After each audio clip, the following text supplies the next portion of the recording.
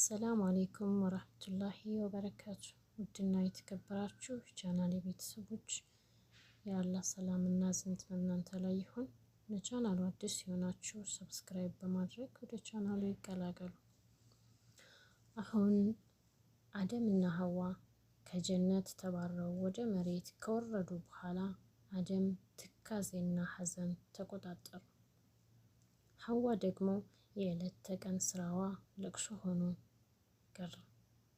አላህ ሱብሓነሁ ወተዓላ እንዲህ እያለ አጽናናቸው። መሬት እኮ ለእናንተ ምንጫችሁ ናት። መሬት ላይም ትንሽም ቢሆን መርጊያ አላችሁ። የመጣችሁት ከአፈር ነው፣ የምትኖሩትም አፈር ላይ ነው፣ የምትሄዱትም ወደ አፈር ነው፣ የምትቀሰቀሱትም ከአፈር ነው እያለ አጽናናቸው። ከዚያም አደምና ሀዋ መሬት ላይ ተቀምጠው ከተቀመጡ በኋላ ጅብሪል አለይሂ ሰላም 7 የስንዴ ፍሬ አመጣና ሰጠው። 7 ስንዴ ፍሬዎች 70,000 የስንዴ ዘለላ ይሆናል። አደምም ምን ላርገው አለው። ጅብሪል አለይሂ ሰላምም ዝራው አለው። ከዘራው በኋላ አጨደው። ካጨደው በኋላ ወቃው። ከወቃውም በኋላ ፈጨው። ከፈጨውም በኋላ አቡክቶ አበሰልና ከባለቤቱ ጋር ሲቀሰቅስ መብላት ጀመሩ። እንዲህ እያሉ የህይወት ውጣ ውረድን ተላመዱ። የሚለብሱት ልብስ ስለሌላቸው በግ አረደና ቆዳውን ልብስ ለሱም ለሚስቱም ልብስ ሰራና ለበሱ። ከዚያም ልጅም ይወልዱ ነበር። ሀዋ ሁሌ የምትወልደው መንታ ነበር፣ ሴትና ወንድ። ልጆቻቸውንም ሲያጋቡ መጀመሪያ ከተወለደው ሴት ከኋላ የሚወለደው ወንድ ጋር ነበር የሚያጋቧቸው። ለወንዱም እንደዛው ማለት ነው። በአንድ ላይ የተወለዱትን አያጋቡም ነበር። አንድ ጊዜ ሀቤል እና ቃቢል የተባሉ የአደም ልጆች ሁለቱም መንትያ እህቶች አሏቸው። ሀቤል የቃቢልን እህት ማግባት ስለፈለገ የቃቢልን እህት ቆንጆ ስለነበረች ቃቢል ከለከለው፣ ሀቤልን ማለት ነው። አደምም አለይሂ ሰላም ቃቢልን እህቱን ለሀቤል እንዲድርለት ሲጠይቀው ፈቃደኛ አልነበረም። ከዚያም ለሁለቱም ልጆች ቁርባን እንዲያዘጋጁ አዘዛቸውና አደም አለይሂ ሰላም ለሐጅ ጉዞ ወደ መካ ተነሳ። በነገራችን ላይ ሐጅ በኢብራሂም አለይሂ ሰላም ብቻ አልነበረም የሚደረገው። ድሮም ቦታዋ ትታወቃለች ማለት ነው፣ የሐጅ ቦታ። ከዚያም ሁለቱ ለአላህ ሱብሓነሁ ወተዓላ ቁርባን አዘጋጁ። ሀቤል እረኛ ስለነበረ ጥሩ ሙክት አቀረበ። ቃቢል ደግሞ ገበሬ ስለነበረ ዝም ብሎ ነገር እህል አቀረበና ከላይ የሆነች እሳት ከሰማይ ወረደችና የሀቤልን ቁርባን በላች ማለት ነው። ያኔ ቁርባኑ ተቀብሏል የሀቤልን፣ የቃቢልን ግን አልተቀበለም እንደማለት ነው። ከዚያም ጊዜ ሀቤል እህቴን የምታገባ እንደሆነ እገላለሁ ብሎ ዛተ፣ ቃቢል ማለት ነው። ሀቤልም አላህ ሱብሓነሁ ወተዓላ ከጥንቁቆቹ ዘንድ ነው ብሎ አለው፣ ሀቤልም ማለት ነው። ከዚያም ቃቢል ወንድሙን ሀቤልን በያዘው ሰሕራ ወይም ድንጋይ ገደለው። አንዳንድ ዘገባዎች በብረትም ይባላል። ወላሁ ያለም፣ አላህ ይወቅ ብቻ ሁሉን እውነታውን ነገር ማለት ነው። ገደለውና ወንድሙን ምን እንደሚያደርገው አላወቅም፣ መቅበርን አያውቅም። አዝሎት ቤት ነው የሄደው። ተማም። ከዚያም አላህ ሱብሓነሁ ወተዓላ አንድ መሬትን የሚጭር ቁራ ላከለትና ምን አለ ቃቢል፣ ወንድሜን እንደዚህ እንደ ቁራ ጭሬ መቅበር ያቅተኛልን ብሎ ወንድሙን እንደዛ እንደ ቁራ ከቀበረ በኋላ መሬት ውስጥ አስገብቶ አፈር ከመለሰበት በኋላ ሐዘን በጣም አዘነ። ወንድሜን ስለምን ገደልኩ ብሎ ተጸጸተ ማለት ነው። አደም አለይሂ ሰላም ከሐጅ እንደተመለሰ የልጁን የሀቢልን ሞት ሲሰማ በጣም አዘነ። ሐዋም እንደዛው አዘነች። ለሐዘናቸው ማስረሻ አላህ ሱብሓነሁ ወተዓላ ሺፍ የተባለ ልጅ ሺፍ መልካም የሆነ ልጅ ነበር አላህ የረዘቃቸው። ሺፍ ማለት የአላህ ስጦታ ማለት ነው። ከዚያም ሺፍ ለመጀመሪያ ጊዜ ማዕድናትን ማውጣት፣ ወርቅን ከመሬት በማውጣት ሚዛንን ገበያ ላይ መገበያየት ያሳየውና ያስተማረው ሺፍ ነው። በነገራችን ላይ የሰው ልጅ ሁሉ የዘር ሐረጉ ከሺፍ ነው የሚመዘዘው ማለት ነው። ሌሎቹ ግን የአደም ልጆች ተጋቡ እንጂ አልተዋለዱም። ሁሉም ተበታትነው ቀሩ ማለት ነው። አንድ ቀን ቀጠሮ ጠብቆ መለከል መውት መጣ የአደም አለይሂ ሰላምን ነፍስ ለማውጣት።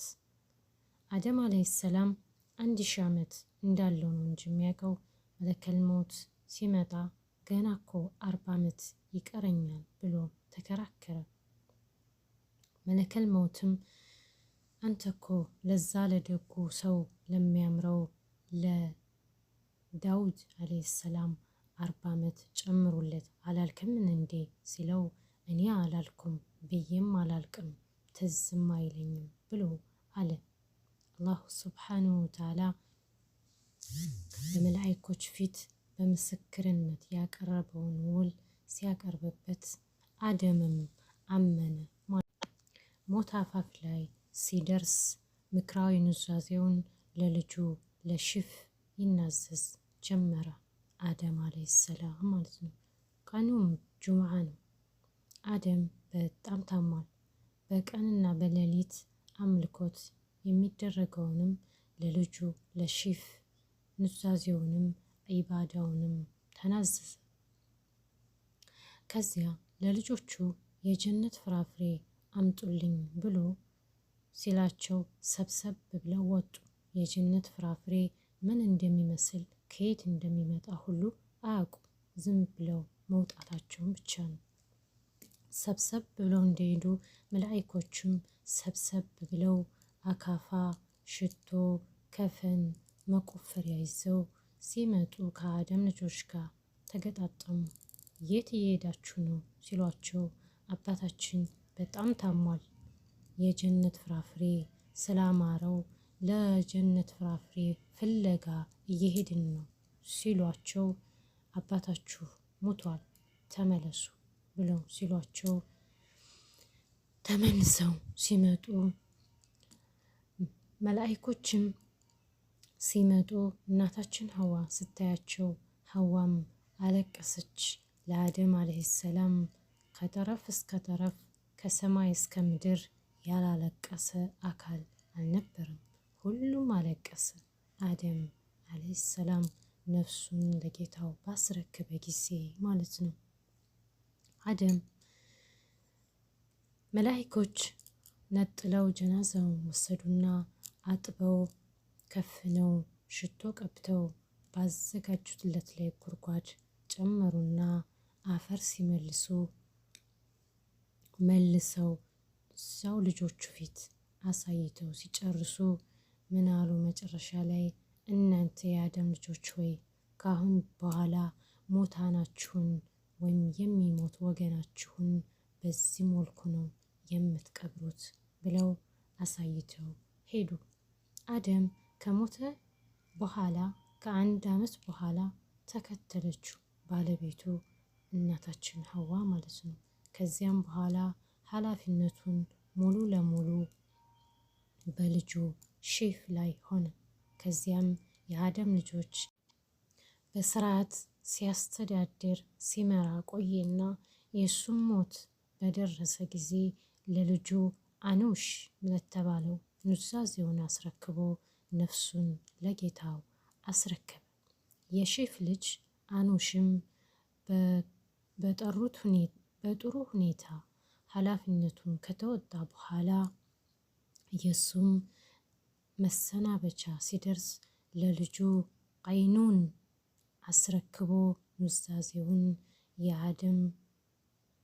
የአደም አስረክቦ ኑዛዜውን ነፍሱን ለጌታው አስረከበ። የአደም ልጆች በጣም ተበራክተዋል። ቀይኑን ኃላፊነቱን በደንብ ከተወጣ በኋላ ለልጁ ሚሕላኢል አስረክቦ ነፍሱን ለጌታው አስረከበ። ሚሕላኢልም በጣም ጀግናና ብልህ የሆነ ገዥ ነበር ወይም ንጉስ። የእስራኤልን እና የባቢሎን ከተማ አክሳንም ጭምር የቆረቆረው ሚሕላኢል ነው። በነገራችን ላይ ከጂኖች ጋር ያደረገውን የጋሃድ ጦርነት እሱም ቢዝነላ ኢንሻአላህ ይዤላችሁ እመጣለሁ።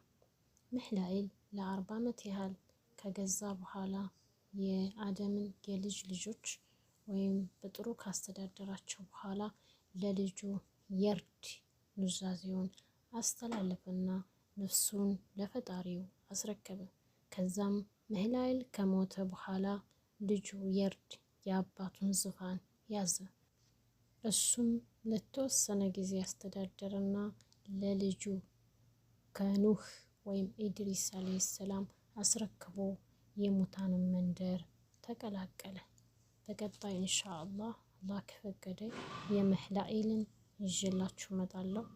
እናንተም እኔም በተናገርኩት እናንተም በሰማችሁት ምንጠቀም ያድርገን።